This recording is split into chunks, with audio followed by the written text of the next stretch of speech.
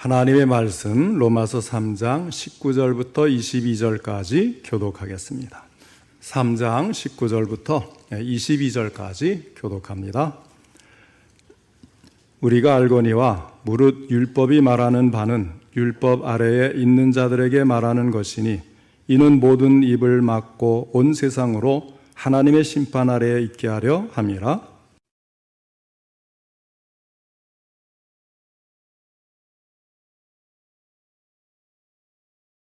이제는 율법 외에 하나님의 한 의가 나타났으니 율법과 선지자들에게 증거를 받은 것이라.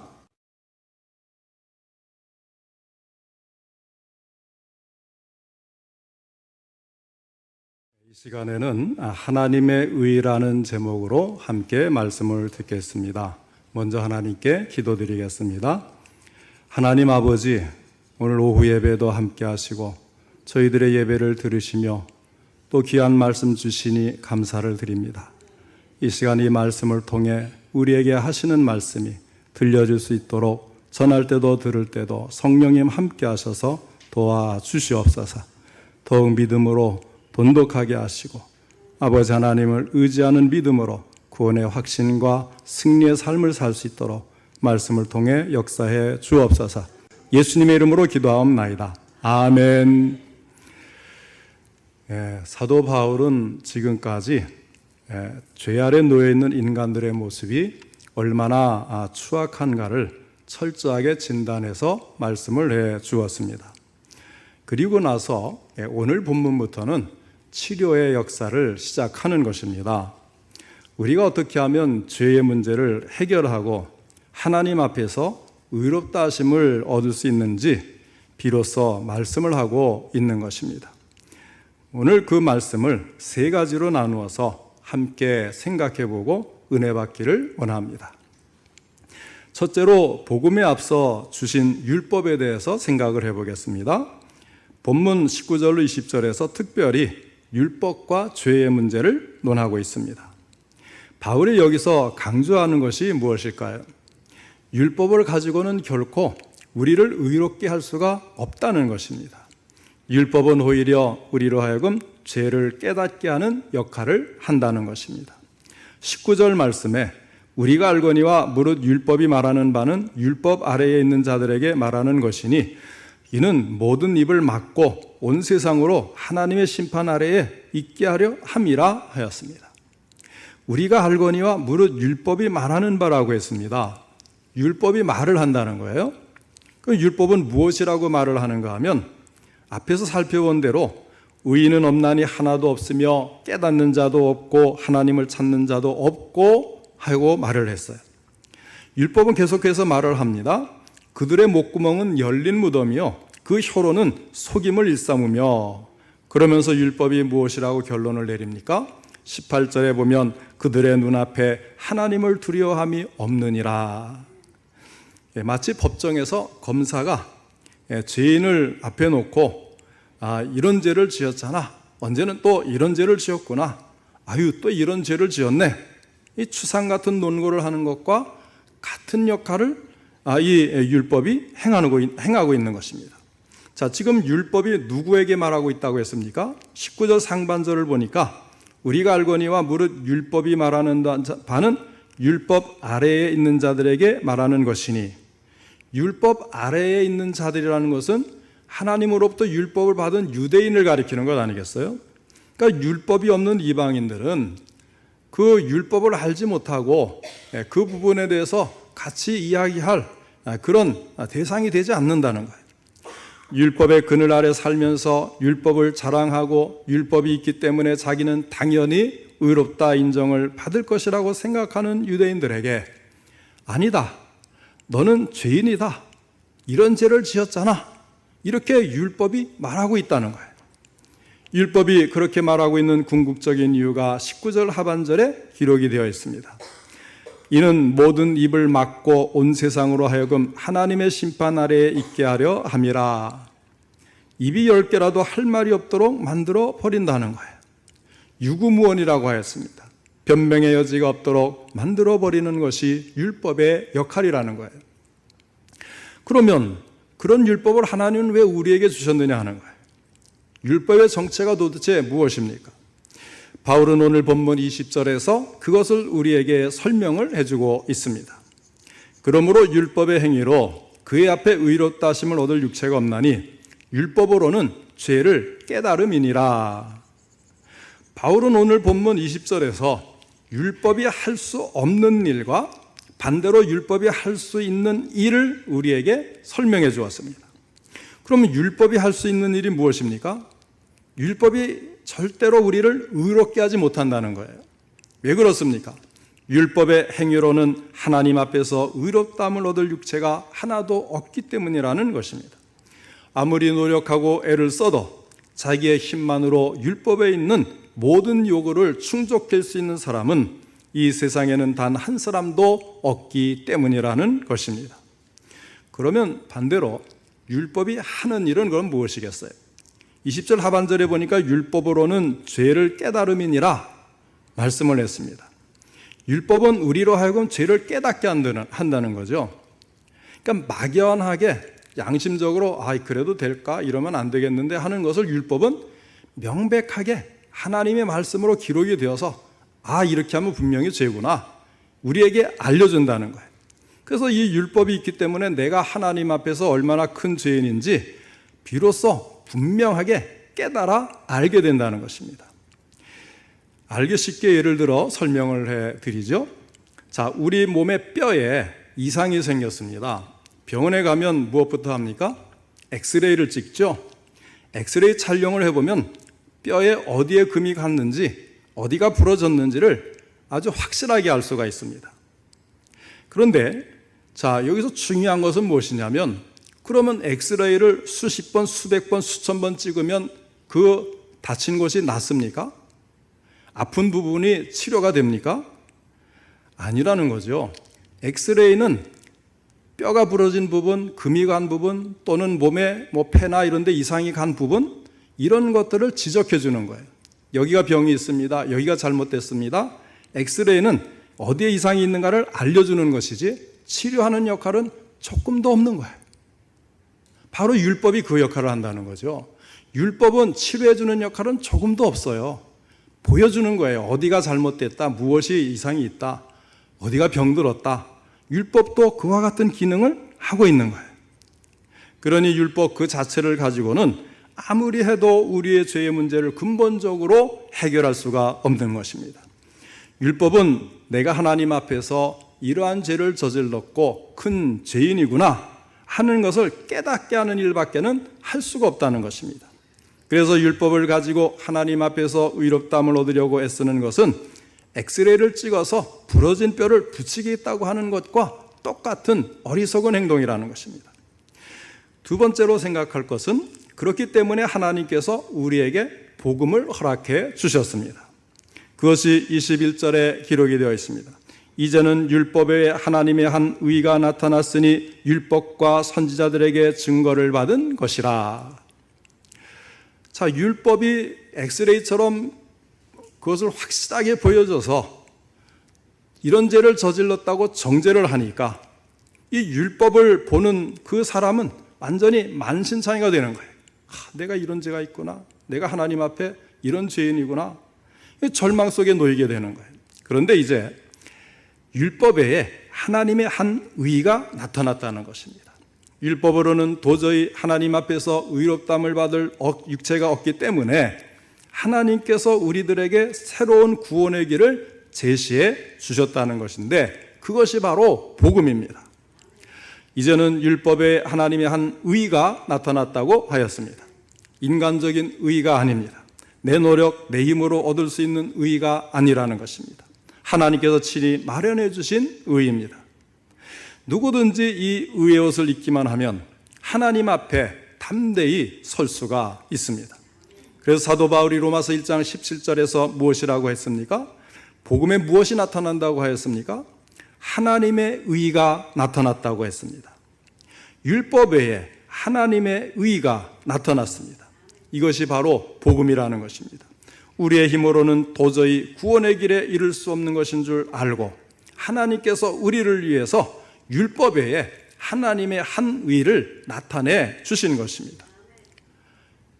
얼마나 엄청난 소식입니까?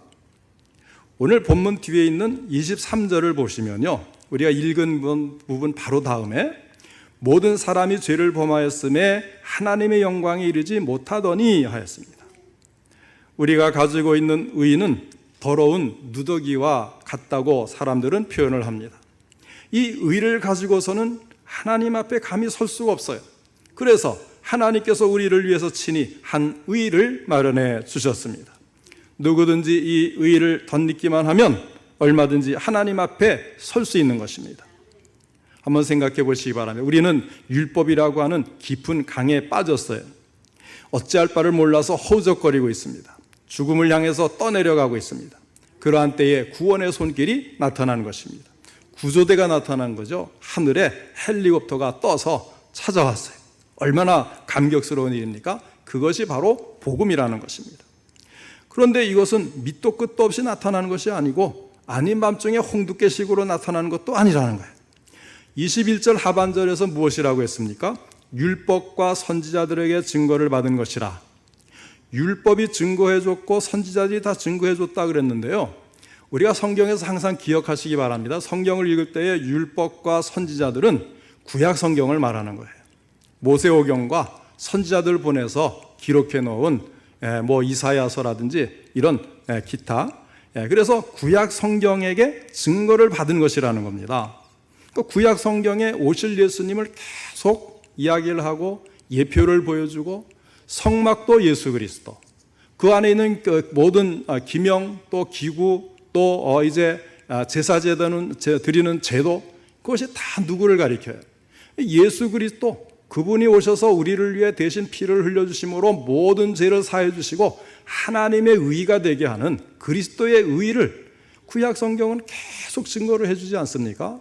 그러다가 이제 신약 때 예수님이 오신 것 아니겠어요? 자, 구약 성경 속에 계시된 사실이라는 것입니다. 따라서 이 증거는 참되고 진실하고 우리가 믿을 수 있다는 겁니다.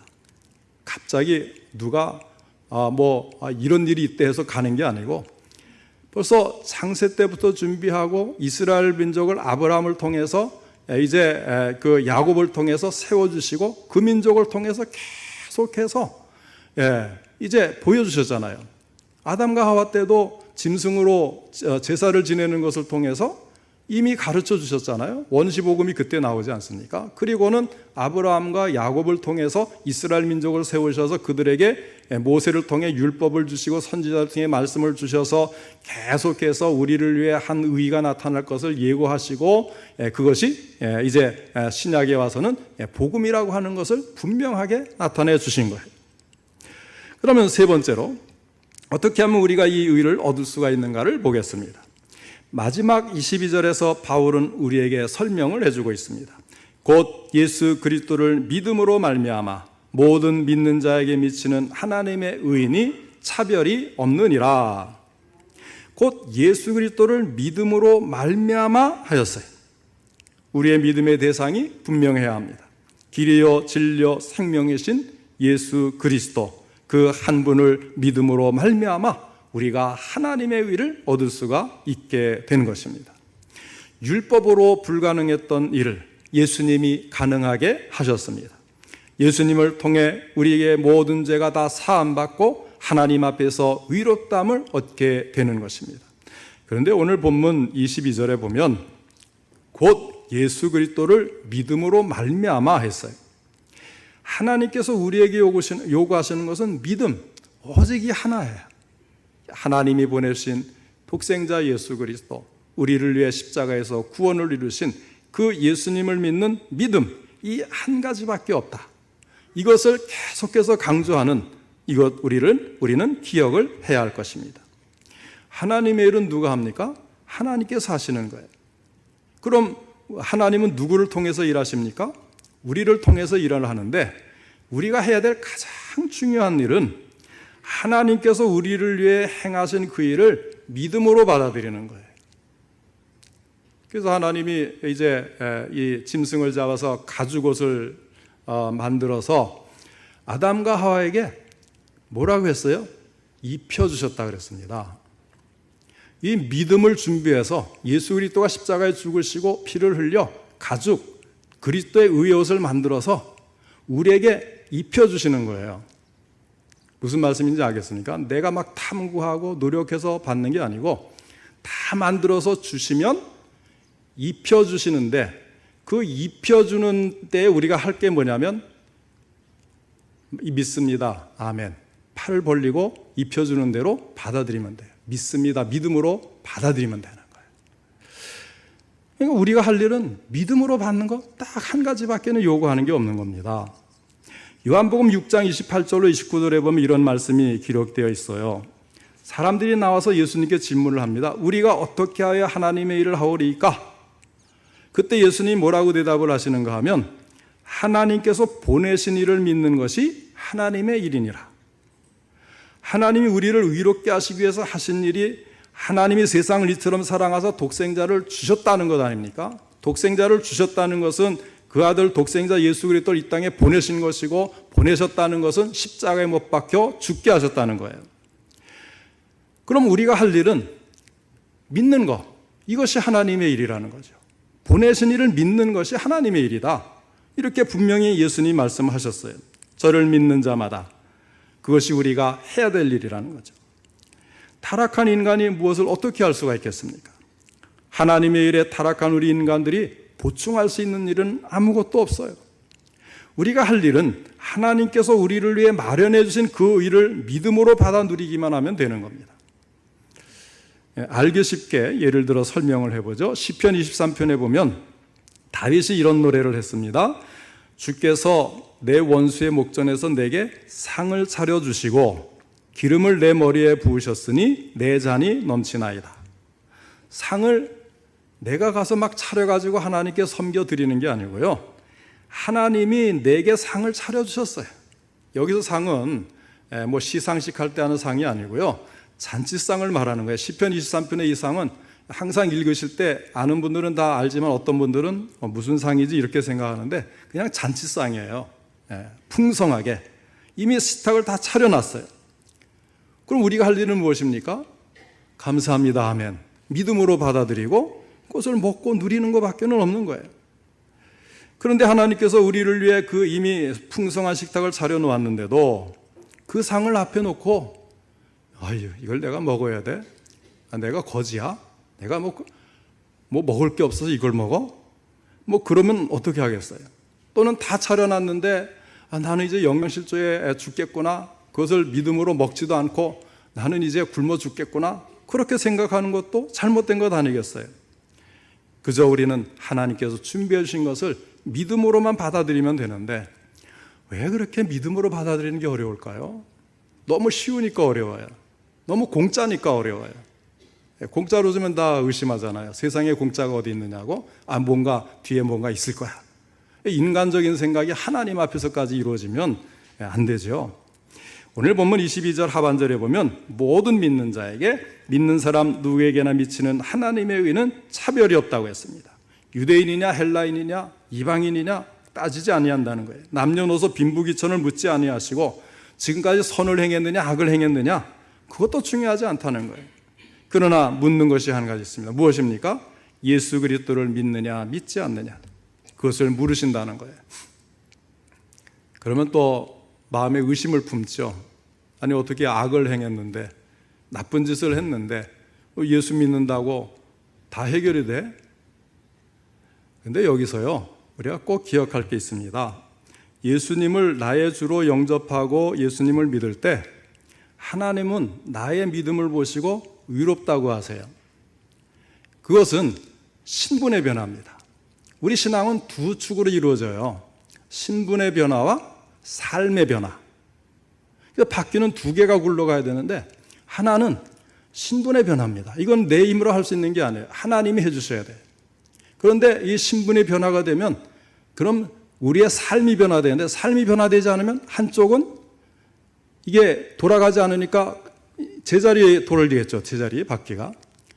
또 이제 착한 삶을 주장하는데 믿음이 없어요. 마찬가지로 영적으로 신앙적으로 이것은 고정되어 있고 뭐 착한 일을 해야지만 움직여 갖고는 구원을 받을 수가 없는 거예요. 그러니까 신분이 변화되면 그 다음에 삶이 변화돼야 되는 거예요. 이건 순서가 있어요. 신분이 변화가 먼저고 삶의 변화가 나중입니다. 왜냐하면 신분이 변화되지 않으면 삶이 변화될 수 없기 때문에 아무리 착한 일을 해도 그것은 인간적인 상대적인 선이지 하나님의 절대선에는 이룰 수가 없는 겁니다. 그러니까 이 두 바퀴가 같이 굴러가야 되는데 하나만 굴러가는 사람이 너무나 많다는 거예요. 이것이 교회의 큰 병적인 역할을 하는 것입니다.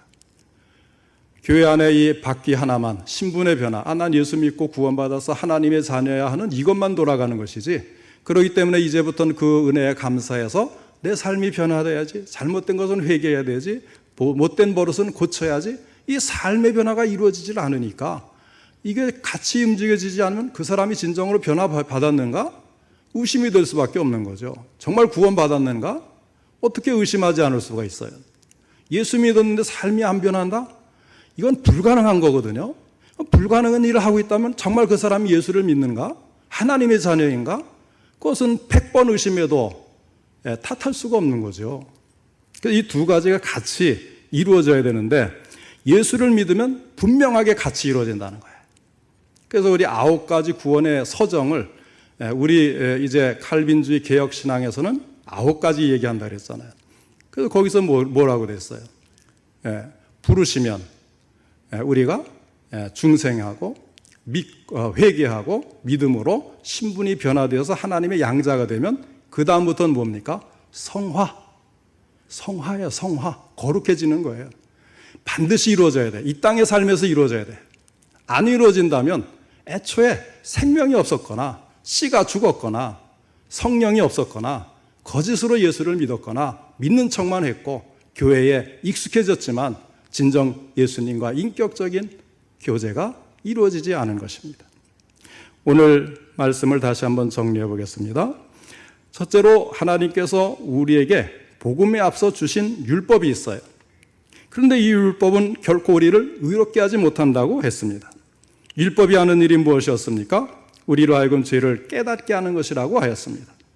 두 번째로 하나님께서 복음을 허락해 주셨어요. 이제는 율법 외에 하나님의 한 의가 나타났습니다. 이것은 율법과 선지자들 곧 구약 성경에 의해서 이미 다 증거된 것이라고 하였습니다. 마지막 세 번째로 그러면 이 일을 어떻게 받아 누릴 수 있습니까? 길은 한 가지. 하나님께서 우리에게 보내신 독생자 예수 그리스도를 믿는 사람만이 하나님의 의를 받아 누릴 수가 있는 것입니다. 그런 이야기가 있어요. 큰 배 한 척이 이제 바다를 항해하고 있는데 배 안에는 수많은 승객들이 타고 있습니다. 배 갑판 위에 한 어린 소년이 자기가 기르는 개와 함께 장난을 치고 있었어요. 소년이 둥근 원반을 멀리 던지면 개는 껑충 뛰어서 그것을 물고 자기의 어린 주인에게 갖다 줍니다. 소년은 재미가 들렸고 신이 났어요. 그래서 계속해서 던지면 물고 오는 그 개가 너무 재미있는 거예요. 그런데 잘못해서 그 원반이 갑판 밖으로 벗어나게 되었는데 순간적으로 개가 자기의 몸을 날려서 다행스럽게 입에 그 원반을 물었는가 했는데 그 순간 개는 바다 위에 떨어지고 말았습니다. 그 모습을 보고 소년이 발을 동동 굴렀습니다. 어찌할 바를 모르고 아버지께 갔어요. 아버지는 그 소리를 듣고 선장을 찾아갔습니다.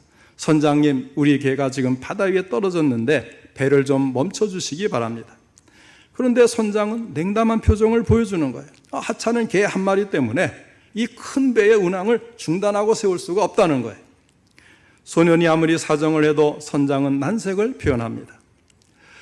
소년의 눈에 눈물이 뚝뚝 떨어지기 시작했다가 잠시 후에 주먹을 불끈 쥐더니 갑판 위로 뛰어갑니다. 그리고는 순간적으로 자기의 몸을 바다에 던졌습니다.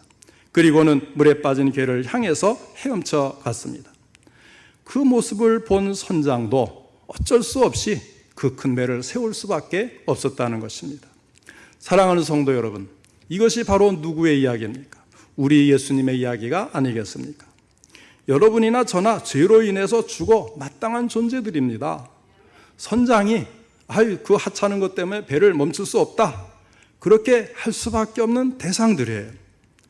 그런 하찮은 저와 여러분을 살리기 위해서 하나님의 아들이신 예수님이 높고 높은 보좌를 내놓으시고 이 땅에 자신의 몸을 던지신 것입니다. 하나님께서 율법의 정죄를 받아 만신창이가 되어 절망적인 상태에 있는 우리를 버리지 아니하시고 복음을 허락하셔서 구원의 길을 열어주셨습니다. 우리는 이것을 진심으로 감사를 드려야 하겠습니다. 우리가 하나님 앞에서 의롭다 하심을 얻게 된 것은 나의 공로가 아니요 전적으로 우리 예수님께서 십자가에서 흘리신 보혈의 공로인 것을 잊지 마시기를 바랍니다. 우리가 할 일은 하나님께서 완벽하게 마련해 주신 구원을 믿음으로 받아들이는 일밖에 없음을 깨닫고 감사하고 겸손한 마음으로 더욱 확고한 믿음으로 나아가서 예수의 이름을 의지하는 성도들이 되시기를 주님의 이름으로 축원합니다.